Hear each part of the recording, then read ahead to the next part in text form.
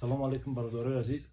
Мо дар ҳамин сайти худамон дар бораи варзиш, дар бораи махсусан гӯштини ҷудо ва инчунин гӯштингирӣ маълумотҳо нашр мекунем, видеороликҳо мекунем ва дар ин навбат мо тасмим гирифтем ки дар масъалаи чӣ гуна вазн кам кардани варзишгаро маълумот диҳем. чӣ ки мо шумо медонем, варзишгарони касбӣ аз намудҳои гуногуни вазн кам кардан истифода мебаранд ва ду намуди маъмулии вазн кам кардан аст ки якеаш бо об вазни изофаро аз бадан хориҷ кардан ва варианти дуюмаш ин ба машқҳои ҷисмонии шиддатнок машғул гардидани варзишгарон пеш аз мусобиқаҳо мебошад. ва мо дар навбати худамон яке аз усулҳои хеле ҳам хуб, яке аз методҳои санҷидашудае ки варзишгарони касбии сатҳи баланд ин усулро истифода мебаранд пеш гирифтем ва хостем ки дар ҳамин видеоролик ба шумо қадам ба қадам фаҳмонем ки чӣ гуна ин метод яъне ки кор бурда мешавад ва чӣ гуна ин методро истифода бурд.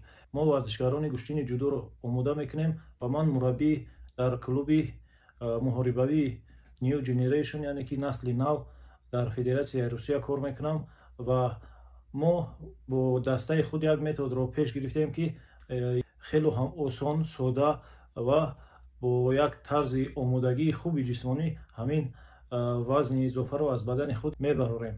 ва бояд қайд кард ки мо варзишгарон аз намуди гӯштини ҷудо мебошем ва мо аз усулҳое ки барои гӯштингирон маъмулӣ ҳастанд аз онҳо истифода намебарем. мо рӯ меорем ба варзиши сабук. варзиши сабук ин маликаи варзиш аст ва ягона намуди олимпӣ мебошад ки яъне ки аз давраи юнони қадим дар бозии олимпӣ аз ин кор мебурданд.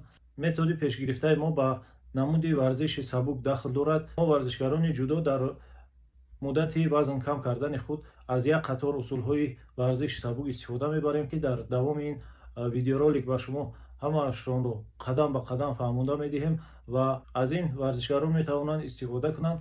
як методи хеле ҳам хуб аст барои дар рӯзи мусобиқа ба худ омадани варзишгар, барқарор шудани организми варзишгар хеле ҳам мусоидат мекунад. албатта ҳамаи вариантҳое ки варзишгарони касбӣ барои вазн кам кардани худ истифода мебаранд хуб ҳастанд, вале мо яке аз онҳоро истифода мебарем ки рабт дорад ба варзиши сабук. бародарони азиз, идеяи ба навор гирифтани ҳамин видеоролик дар он аст ки худи ман дар мусобиқаи сатҳи байналмилалӣ аз намуди гӯштини ҷудо дар вазни 81 килограмм иштирок хоҳам кард ва ман ҳамин методе ки командаи мо истифода мебарад, худам бо ҳамин метод машқ карда истодам, вазни худро кам карда истодам. хеле ҳам як методи хуб аст ва варзишгар як рӯҳияи дигар медиҳад. хубии ҳамин метод дар он аст ки варзишгар вақте ки вазни худро бо ин метод яъне ки кам мекунад, худашро хуб ҳис мекунад.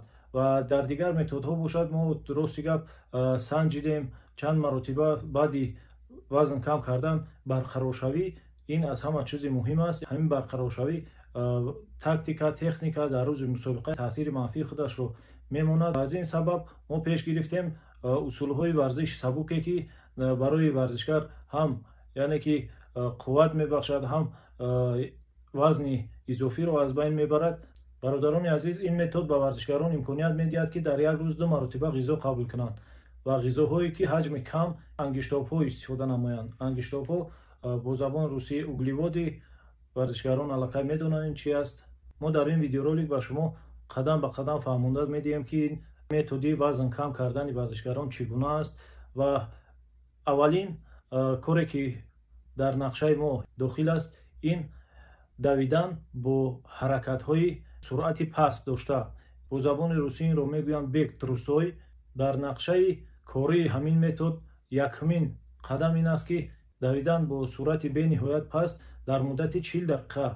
ин методи давиданро мегӯянд бег трусой, яъне ки бо қадамҳои кӯтоҳкардашуда мо медавем бо ҳаракатҳои даст. дар видео метавонед бубинед.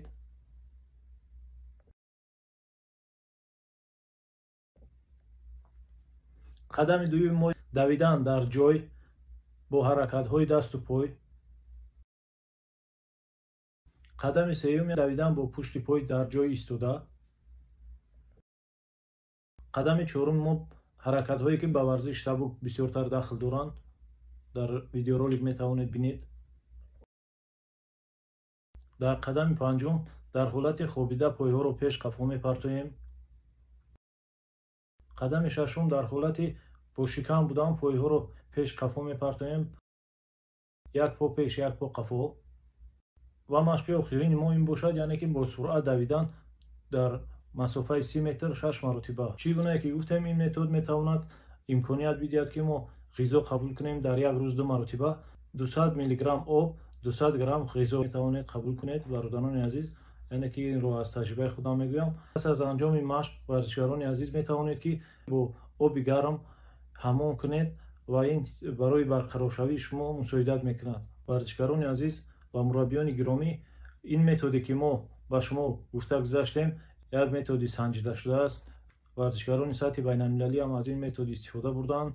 аз ҳама муҳимияти ҳамин метод дар он аст ки пас аз вазнкашӣ чӣ гуна барқарор шудан, яъне ки дар ҳамин ҳолат мо худамонро хуб ҳис мекунем. ва дар дигар методҳо чӣ гунае ки мо мушоҳида мекунем, варзишгарон ба худ намеоянд, организм талаб мекунад витаминҳои заруриро ва то рӯзи мусобиқа, яъне ки варзишгар худашро барқарор карда наметавонад. ва ин аз ҳама чизи муҳим аст. ва ин метод метавонад ки барои барқарор шудани бадани шумо дар рӯзи мусобиқа мусоидат кунад. чӣ гунае ки дар боло қайд кардем, худи ман дар мусобиқаи сатҳи байналмилалӣ бояд иштирок кунам ва мебинем ки дар рӯзи мусобиқа вазни мо чӣ гуна аст ва мо баъди вазнкашӣ худамонро чӣ гуна ҳис мекунем ва аз ҳама муҳим мо бояд чӣ истеъмол кунем. дар ҳамин масъала бениҳоят варзишгарони гиромӣ оҳистакор бошед, яъне ки фикр карда ғизоро қабул кунед. мисол, ман чӣ хел нақша дорам. нақшаи мо ҳамин аст ки 1 соат пас кам кам хӯрок хӯрдан, ҳар 1 соат пас. баъди вазнкашӣ албатта мо об истеъмол мекунем ба миқдори кам, барое ки организм ҳоло омода нест барои ғизо қабул кунӣ, ва ҳар 1 соат пас мо ғизо қабул кардан мегирем. ҳолатҳое мешаванд ки варзишгарон пас аз вазнкашӣ ба чойхонаҳо, ба ресторанҳо, ба дигар ҷойҳо рафта ғизо қабул мекунанд якбора. албатта ин каме ҳам нодуруст аст. шумо бояд ҳар 1 соат пас кам хӯрда бадани худро ба ғизо қабул кардан омода созед. мо албатта аз рафти баргузории мусобиқаи байналмилалӣ ки худамон иштирок мекунем ба шумо маълумот медиҳем, чӣ гуна шуд, мо чӣ гуна дар вақти мусобиқа худро ҳис кардем ва ҳамаашро дар ин видеоролик, дар охири ин видеоролик ба шумо мегузорем ва шумо метавонед ки тамошо кунед. ташаккури зиёд. бародарони азиз, имрӯз 23 май мо дар шаҳри Москва қарор дорем ва имрӯз вазнкашии мо доир гардид. мутаассифона мо вазнкаширо нишон дода наметавонем ва вазн накашидем. вазн ана норма барои мусобиқа мо иҷозат гирифтем ва аккредитатсияро ҳам, яъне ки соҳиб гаштем. чизе аз ҳама муҳим гуфтем, барқароршавии варзишгар пас аз вазнкашӣ, яъне ки қабул кардани ғизо аст. албатта мо бо худ гирифтем об 1 литр, дар дарунаш лимон ва каме ҳам бошад асал омехта кардем ва пас аз ин оҳиста оҳиста менӯшем.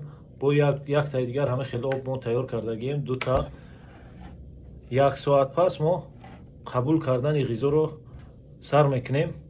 ҳозир мо қабул мекунем, ғизо истеъмол мекунем ва 1 соат пас истеъмол мекунем. варзишгаронро зарур аст ки барои барқарор шудани худ, барои яъне ки хуб эҳсос кардани худ дар вақти мусобиқа аз худи ҳозир баъди вазнкашӣ чӣ кор кунанд? истеъмол кунанд каме ҳам хӯрок ва агар қисмати зиёди вазнро партофта бошам, худам 13 кило вазн барои ҳамин мусобиқа партофтам. пас аз қабул кардани аввалин ғизо каме ҳам истироҳат мекунем, баъд як камтар машқ кардан дар кор, организм дар ҳаракат дарояд ва мо оҳиста оҳиста худро хуб ҳис кунем. ва барои ҳамин мо як камтар тамрин карда бегоҳ қабул кардани ғизоҳои яъне ки заруриро сар мекунем.